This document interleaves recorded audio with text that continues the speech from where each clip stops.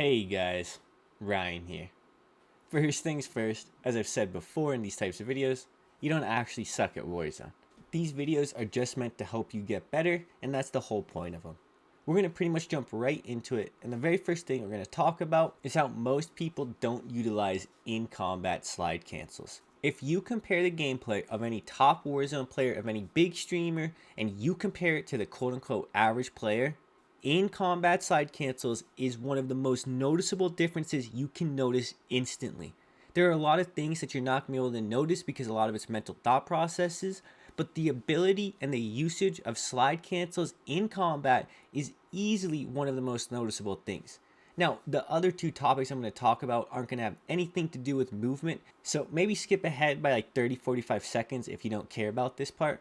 But for most people, if you really want to actually be quote unquote good, you're going to have to embrace things like slide canceling, jump shots, drop shots, all of that. You don't have to have fancy Joe Woe type movement. You don't have to have movement like myself. But what you do have to do is have those basic foundations of movement built in. And by learning to use slide cancels in gunfights, you're going to literally become a much better player. If you just go back, watch my gameplay, watch any other player that you really enjoy watching, you're going to notice how many times they're sliding in combat.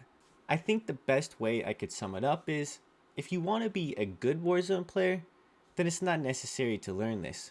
But if you want to be a great Warzone player, well, I would spend a little bit of time to learn how to slide cancel in combat and all the different ways you can use it. Moving on from there, we're going to move into the second topic, and that's how most people don't know how to initiate gunfights. People have a terrible habit of almost instantly shooting people the second they see them without any trigger discipline, and they do not understand why that is so bad. In Warzone, you do not always want to shoot the second you see someone, especially if they're at a distance. If you're not sure you can actually kill them by the time they're going to be able to shoot you and turn around and fight you, you probably shouldn't take the shot, and you should get in position to where you can kill them, or you should maybe reposition and take this moment to play safe. This is easily one of the biggest mistakes people can instantly fix that's going to make them a better player, but most people just never think of it. When you see someone 100 meters out and you are debating whether to shoot or not, do not shoot unless you're sure you can get the kill, because if you decide to shoot and you don't get that kill and they're that far away and they have cover, you're just setting yourself up to lose that gunfight, to die and have a miserable experience. Instead of getting a free squad wipe, all you're doing is just setting yourself up to be killed, and what is the point of that? This is actually one of the key reasons good players are able to clutch up 1v3s and 1v4s in solo entire squads. When you are fighting a squad, if you're able to take one person out almost guaranteed, you're just upping your odds of actually being able to kill that squad by a tremendous amount. When you watch good players, that's one thing you'll notice. They are going to get that first kill almost guaranteed whenever they decide to take on a full squad. And if they can't, they'll oftentimes not choose to fight it. That's one of the key things a lot of people don't understand about the decision making from top players. When I'm pushing up on a squad and I see them, if I'm not really sure I have the advantage in positioning and overall just the game sense, then I'm probably not going to take the fight. And a big reason for this is because you have to know when to initiate a fight and how to initiate it.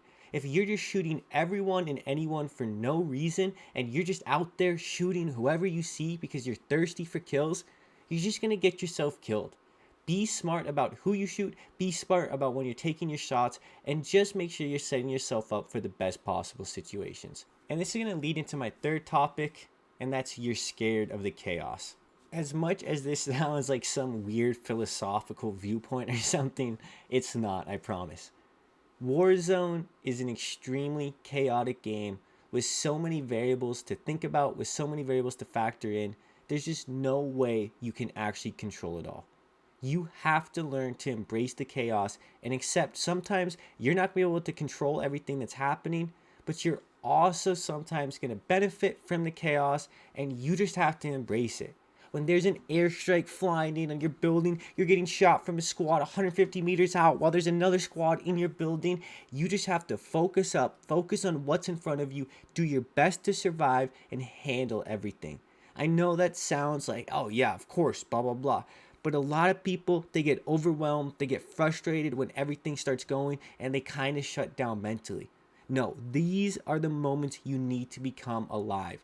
These are the moments you need to start understanding how important every second is. Every little second you don't play, that's adding up. Every second that you're sitting there not putting yourself in a better position, that's adding up. Embrace the chaos. As simple as advice as it really sounds, it's one of the biggest tips I can give in all of Warzone, and sometimes you just have to risk it. I know it sucks to die in this game, but sometimes you just gotta run through the middle of everything. Sometimes you gotta stick that revive for your homie, even though it seems impossible, and you just gotta play it out. The chaos will sometimes favor you, sometimes it's gonna beat you, but we are playing a game with an ungodly amount of variables and so many things that are just impossible to predict that no matter what you do, you're just gonna be liable to die to some of the stupidest things ever, and sometimes that's just Warzone.